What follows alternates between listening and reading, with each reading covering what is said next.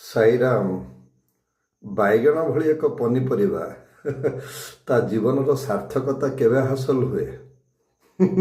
ଯେତେବେଳେ ସିଏ ଘାଣ୍ଟ ତରକାରୀ ହାଣ୍ଡିକୁ ଯାଏ। ମେଡିସିନ, ଔଷଧ, ତା ଜୀବନର ସାର୍ଥକତା କେତେବେଳେ ହୁଏ? ଯେତେବେଳେ ସେ ଅସୁସ୍ଥ ମଣିଷର ପାକସ୍ଥଳୀକୁ ଯାଏ। ନହେଲେ ତା ଜୀବନ ସତେ ଯେମିତି ନିରର୍ଥକ ହେଇଗଲା। ସେ ବଟିକାଟା ବେଚାରା ରାସ୍ତାରେ ପଡ଼ିକି କାନ୍ଦୁଥିବ ଯେତେବେଳେ ସେ ରୋଗୀର ଗର୍ଭକୁ ନ ଯାଇପାରେ। ଠିକ୍ ସେଇଭଳି ମଣିଷ ଜୀବନର ସାର୍ଥକତା କେତେବେଳେ ହୁଏ? ଭଗବାନ ଶ୍ରୀ ସତ୍ୟସାଇ ବାବାଙ୍କର 100ତମ ଜନ୍ମ ଉତ୍ସବ ଏ ବର୍ଷ। ଉରକୁଣ୍ଡା ହାଇସ୍କୁଲରେ ଯେତେବେଳେ ପାଠ ପଢ଼ୁଥାନ୍ତି, ନିଜ ଘର ପାଇଁ ପାଣି ବୁହନ୍ତି, ତତ୍ସଙ୍ଗେ ସଙ୍ଗେ ପଡ଼ିଶା ଘର ଲୋକମାନଙ୍କ ପାଇଁ ମଧ୍ୟ 3 କିଲୋମିଟର ଦୂରରୁ ପାଣି ବୁହନ୍ତି।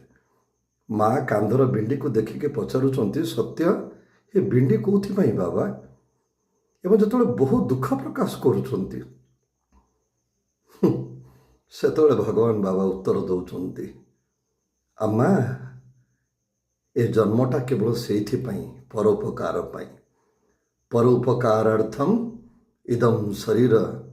ସତ୍ୟସାଇ ଅବତାରଙ୍କର ଏହି କଳିଯୁଗରେ ମଣିଷ ଜନ୍ମ ମୃତ୍ୟୁ ଚକ୍ରରୁ ଉଦ୍ଧାର ପାଇବା ପାଇଁ ଏହି ମନ୍ତ୍ର ଭଗବାନଙ୍କର ସବୁଠୁ ବଡ଼ ମନ୍ତ୍ର ଥିଲା। ତେଣୁ କହନ୍ତି, ଏ ଶରୀର ଯେତେବେଳେ ତା ପ୍ରତିବେଶୀମାନଙ୍କ ମଧ୍ୟରେ ଈଶ୍ୱରଙ୍କୁ ଦେଖି ତାଙ୍କୁ ଆରାଧନା କରିବା ଆରମ୍ଭ କରିଦେବ, ସେଦିନ ସବୁଠୁ ବଡ଼ ପୂଜା, ବ୍ରତ ଏବଂ ଉପବାସ ହେଇଗଲା। ସାଇରାମ।